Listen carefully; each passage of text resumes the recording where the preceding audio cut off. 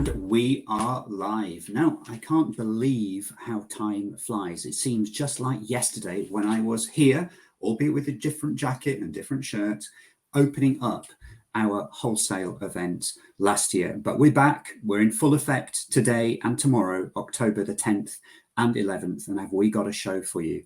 We've got over 20 sessions. We're going to be looking at every corner of the world of connectivity, wholesale. And it is absolutely groundbreaking what we have put together over the next 2 days. Have you ever been to an event online or anything, in fact, where there are 6 different analysts presenting? We've got 6 analysts. And there is actually one session where our very own CEO, Daria Betty, is joined by the leaders of 4 other trade organizations as well. So one 30-minute session with 5 leaders from 5 trade organizations. So it's a really special event. I'd like to thank, as we get going, all the MEF events and backstage team who are really making this possible. So thank you, Susan. It's unbelievable that Susan and myself have almost been with MEF 3 years now. Within the next month or so, it'll become live 3 years. It's a long time. And this is the 3rd time Susan and I have delivered this event. But I really love this event because at the end of the day, billions of us have these. Now, if we are traveling around the world, if we're wanting to make a call, we're wanting to text, we're wanting to access the internet, we're wanting to access the internet from home, we're wanting to pay with something, none of this would be possible without the world of wholesale telecommunications.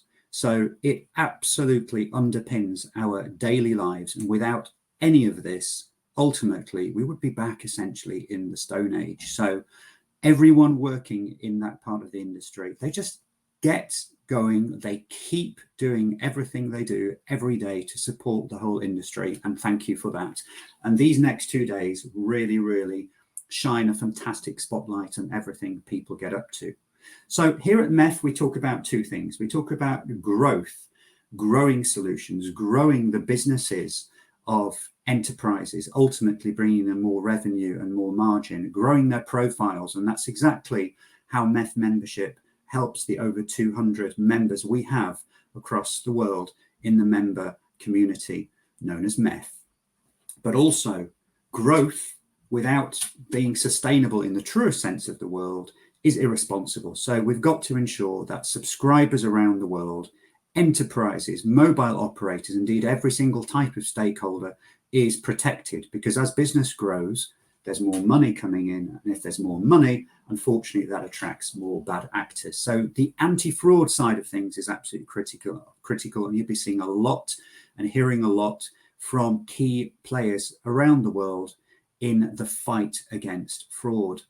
Now, last year, Julian Watson from Omdia, Principal Wholesale Analyst, opened up the event. And it's very fitting that we have Julian back with us. Julian, welcome to the show. Yeah, hi, James. Thanks very much for inviting me. I think this is my 3rd year or so. It is. Your 3rd year opening. So I can't believe another year has passed. How have you been? All right. Yeah, I've not been too bad. How about you? Yeah, busy. You can see from the MEF events calendar, and any of you, if you go to the MEF website, the events section, you will see how many events MEF has. We've got a lot of events on, Julian.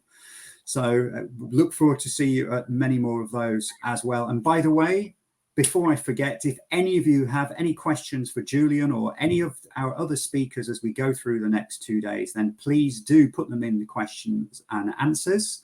I can see them over here on my other computer, but they'll also be dropped into the private chat for our speakers here as well. So please do that. Use the Q&A tab. And something else of note, yesterday evening, it was actually launched. We've got our own very own wholesale connectivity yearbook. So a fantastic resource has been created. It was launched yesterday afternoon and MEF dropped a LinkedIn post this morning. So it's very fitting as we start our wholesale event, and we've got Julian with us, that our own connectivity wholesale yearbook has been published. It's free for all to download, and I'm sure the team will drop the link in the chat as well, so you can actually download that. But Julian, without further ado, take it away. Looking forward to seeing what Wholesale has delivered this past year. Thank you. Yeah, thanks very much, James. So I will just let me just move on a slide. Yeah, thank you. Thanks very much. So just by way of introduction, many thanks for inviting me again to MEF Wholesale Connects. My name's Julian Watson. I focus on wholesale telecoms at Omdia. I've been doing that for the last 3 years or so, but we've been covering various aspects of wholesale telecoms for over 20 years at Omdia over my predecessor company. So it's not actually only the mobile aspect that we cover within wholesale at Omdia.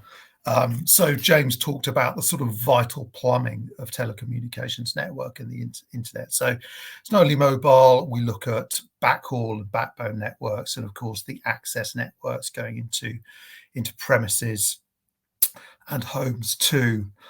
Within the mobile area, I would say we focus mostly on areas such as MVNO hosting, MVNEs as well, to a greater or less extent, and increasingly we get a lot of questions on roaming, so we're focusing on that too. I also have some colleagues looking at the sort of retail area within A2P.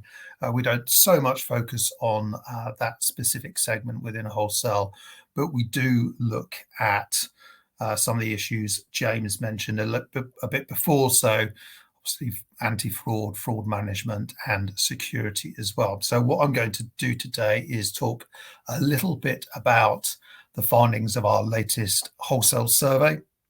I'm also going to talk a little bit about wholesale innovation, what we've seen over the past year, well, actually in 2022, and what's next. So we've been running a wholesale customer survey for the last 20 years or so. And I think in May this year, we published our 11th or so. So it's every 2 years or so. And I think we're going to do another one in 2024. So it's a sort of useful barometer of what wholesale customers are using in terms of services, what they're planning to use in terms of various mobile and fixed and related services. But I think the question that our audience, guys who can access our content, really focuses on are the criteria that wholesale customers use to or apply to select their wholesale providers. The last survey we did, I'd say it was earlier this year, and we had respondents from about 161 companies, and you can see the split here. So really a good proportion of mobile operators within the 161 respondents, as well as internet service providers, content application providers, and other types of wholesale customer. So just moving on to the question of how important are the following criteria when deciding which wholesale supplier to use? Sorry, that's a bit of a mouthful, but it's quite an interesting question that we ask every single year. So we ask the wholesale customers, what are the most important of 16 factors, the most critical and the most important factors they apply when choosing their wholesale provider, either to support their retail fixed services or their mobile services or some type of data center connectivity. And it's really quite interesting to see how the criteria stack up between years. So as you can see in 2023, the top factors were service reach, so geographical coverage, and I think that probably has more relevance for the fixed sector rolling out FTTP, perhaps than the mobile sector, where there's already very extensive LTE coverage and growing 5G coverage. Number two was financial stability, and I think this really reflects the increasing cost crunch faced by both enterprise and residential customers, but also the telecoms industry in terms of inflationary costs, energy costs, costs of labour, costs of rolling out new networks. So that's of increasing importance. So wholesale customers want to understand that their wholesale providers have the financial resources not only to extend their networks, but also to provide a really solid customer experience and ongoing support. Number 3 is like repair times, and obviously keeping uptime and reducing the likelihood of outages is really important. And I think the 5th I'd like to talk a little bit about. So this is ease of doing business. So this basically relates to the service wrap that wholesale customers receive from their wholesale provider. The service wrap being the portals, being the APIs that they use to ingest the data into their own platforms, into their own enterprise platforms. So these portals, as we know, allow wholesale customers to order new services, to see availability, to perhaps monitor the performance of their services, the network uptime, and to troubleshoot issues. So we're seeing both anecdotally and through our wholesale surveys that is increasing demand for richer types of wholesale portals, wholesale platforms, and a richer stream of APIs, just to make it easier for wholesale customers to provision services, to use services, and to have transparency over their performance. If I can move on one slide.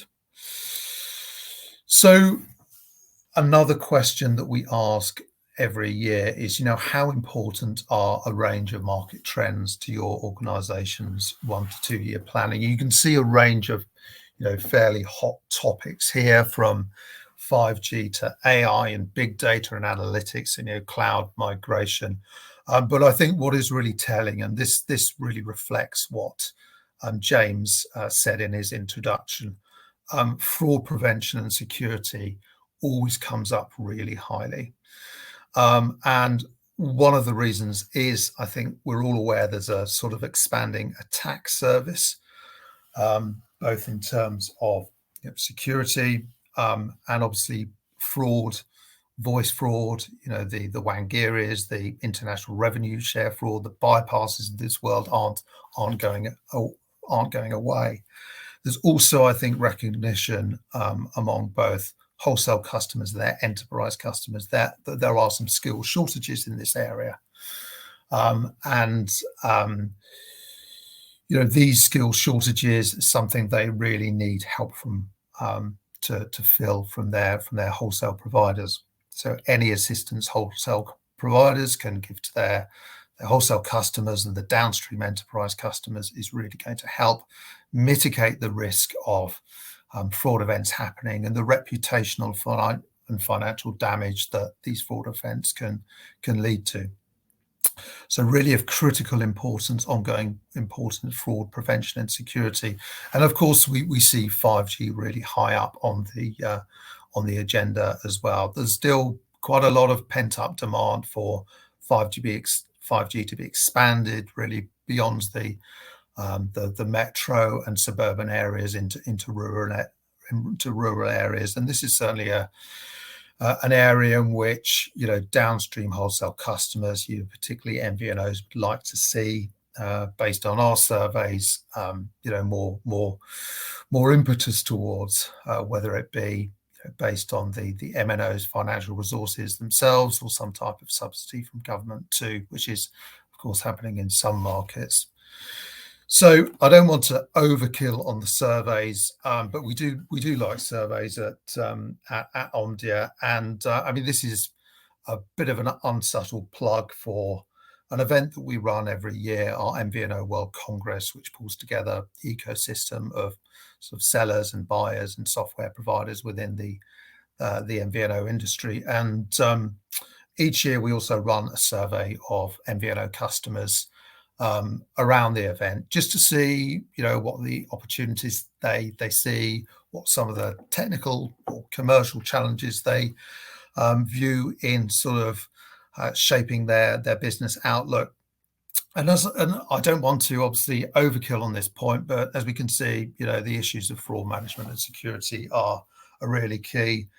And of course, fraud management and security goes beyond some of the issues that I talked about in terms of, protecting voice revenue streams from things like, bypass and international revenue share fraud. It goes into areas such as signaling attacks, both on legacy networks, but also, the security threat to putative 5G networks as well.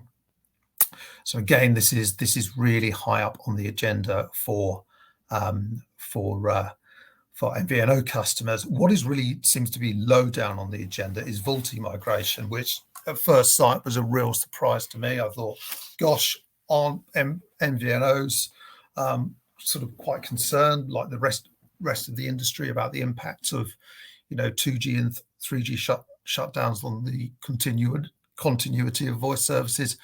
But I think actually reading in between the lines that MVNOs probably feel that their ability to support VoLTE is very much dependent on what their host MNO are doing. So based on our research, we've seen a pretty small proportion of MVNOs adopt hosted IMS solutions to sort of have more control over VoLTE migration and other aspects of how they manage and control their networks. Quite a few of the challenges that MVNOs face are technical, but there are also some commercial challenges as well. Developing a really compelling proposition, finding a niche market segment in a very crowded market, and finding a supportive MNO that is sort of convinced about your sort of retail business case. So this event is happening next year, and it's a great event. Great social, usually in a lovely European city. So I would encourage everybody to come along if you can. So I'm going to talk a little bit about innovation in a minute, but before I do, I want to take a little bit of a step back. So when I look at the mobile space overall, and I'm certainly not the biggest expert in mobile within Omdia, we have guys focusing on various aspects of mobile infrastructure and retail mobile services, but I do see some sort of interesting and sometimes quite contradictory trends. So we see a range of MVNOs shifting to the MNO model. This is not necessarily a new trend. They're usually using sort of open RAN to try and disrupt the market, and it's questionable whether that's actually effective. But they are doing it. Particularly the likes of Rakuten and Dish and 1&1. And another really interesting trend that we've seen probably in the last 2 or 3 years is the emergence of the mobile netco. So, and this is a really sort of old concept within the fixed space of separation between sort of infrastructure ownership and service provision. Over the last couple of years, we've seen a sort of flood of private equity and pension fund money go into various both incumbent and alternative fibre to the premise networks. But we're beginning to see some type of separation within the mobile space. I think it's a trickle at the moment. It's a question whether this will become a torrent, but certainly over the last few years, we've seen this type of separation of infrastructure ownership and service provision in 2 ways. Firstly, MNOs selling off their tower assets, which seems to be a really well-established trend, a pretty much unstoppable trend. But secondly, we've also seen some MNOs split off their active infrastructure from their service provision as well. So TDC did this a few years ago. Windtray, EQT is doing this in Italy. Setin did it a few years ago, and it's also happened in Asia. So is this going to be a recurring trend? Are we going to see more MNOs restructure in this way for whatever reason? But if we do, it sort of changes the way the mobile industry will be sort of structured over the next few years. So you will have a layer of infrastructure owners. You can have a layer of MNOs that own both infrastructure and provide services, and then you'll have a layer of sort of service providers stroke MVNOs as well. So we could see quite a bit of sort of interesting developments in this space over the next couple of years. Within the MVNO space, we're also seeing some interesting trends, increasing activity outside of the consumer MVNO space into B2B, so embedding mobility into unified communications and cloud communications products, and also really a load of entrants and a load of activity within the IoT space as well. This seems to be an increasingly fragmented space. And then the fourth trend is, there are a few interesting emerging technologies, some more established than others, that could really reshape how MNOs interact with, downstream MVNO customers and downstream enterprise customers. And I think one of the interesting things that we're looking at, as some of you may be aware, the sort of GSMA initiative to expose network, function APIs downstream in areas of location exposure and performance exposure to developers. So that's a really interesting initiative, and it's something that we're going to keep track of. I'm going to move on one slide, just checking for time. So I think my time is nearly up, but just to talk a little bit about some of the innovations. So again, this is a recurring report that we do every year. I think we're pretty much on our 15th or so. And this was our sort of top 10 wholesale innovations in 2022. And hopefully some of you can see your names here. So we basically rank and rate various innovations by technology, by service, by business model. And we sort of consider, how innovative they are, what impact they will have. Are they easy to adopt? Are they going to be replicated? And factors like that. So the ones that we really picked out, you can see in the mobile space, we highlighted here in bold. I think we thought that the Vodafone roaming services usage-based coverage map for nearshore connectivity was a really interesting one, because I think the mobile industry as a whole faces a big challenge of proving mobile coverage in nearshore environments. And Vodafone has developed a really innovative solution based on connectivity embedded into vessels to prove the level of nearshore connectivity.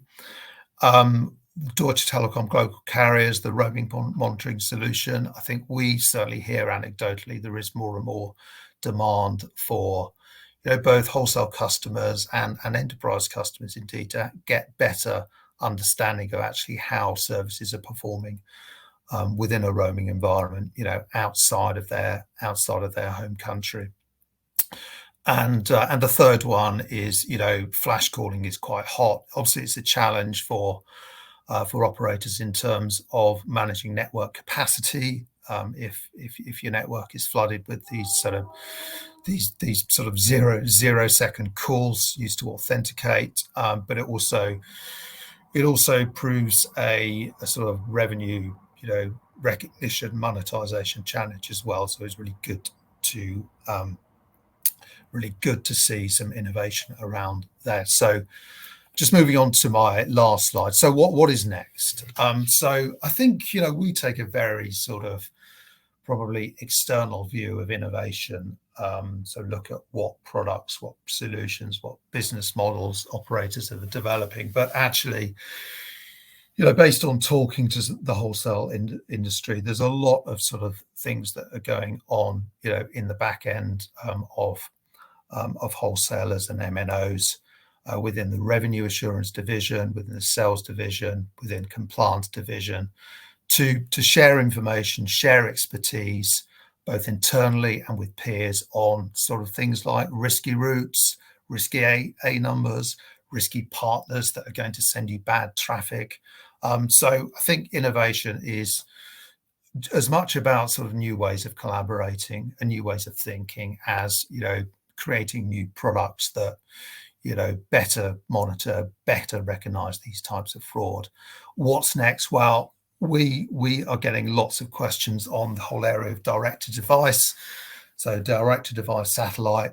So there are a couple of very interesting players out there that are able to sort of stream satellite connectivity from low Earth orbit environments directly to standard mobile devices, so with the smartphones and IoT devices. And there's a big question as to the market opportunity and whether this is sort of complementing what MNOs are doing or potentially competitive to what MNOs are doing. And I think my sort of brief take is complementary, because these players such as AST Space Mobile and Link really need the mobile channel to deliver services. And the third thing, I think, what's next, and this really reiterates a point I made earlier, I think we're seeing increasing demand from both wholesale customers and enterprise customers too for better visibility, not only over sort of things like availability of services and pricing for services, but also ongoing performance, how well services are performing, and what the sort of end user, enterprise and customer experience is, both in home and roaming environments. That's about me. I hope I've pretty much stuck to time, James. Happy to answer any questions. Julian, absolutely perfect. There is a comment from one of our viewers. It's not really wholesale related. They're just talking about any trends on software sales cycles. Has there been an increase, a decrease, a material change? That's not really wholesale, is it? But it's general. Any comments on that? Yeah, I think it is a general point. So obviously there is an ecosystem of sort of software and platform providers that sell into wholesale customers to help them manage sort of things like billing and revenue recognition and fraud and all of that type of thing. And I think possibly the question relates to, are wholesale customers willing to take on a sort of as a service type offering, an OPEX based offering from these vendors, or they just want to buy a service up front on a sort of CapEx based basis and run with it for a few years and then renew. So I think based on what I've heard, it depends on the customers. Some customers, have some desire to buy a platform and pay a monthly annual fee and then benefit from incremental enhancements. Others just want to buy a one-off solution and know what they're getting for 5 years or so. Age-old CapEx, OPEX thing, age-old. And I've seen so many different services. People go for probably a rev share and a bit of OPEX, that side of things, and they go, should have gone for the CapEx, and vice versa. It's a funny game. Julian, thank you so much for joining us. 3 years on the trot. We hope to see you again next year and have you with us. It'd be great to see what's changed in a year. I personally have so many questions, but we don't have the time. But thank you so much for joining us. I look forward now to our next session, where the topic, you mentioned it, A2P flash calling. It will be mentioned in the next session. So thank you, Julian. All the best. Bye. Thanks a lot. Thanks. Bye. Thank you.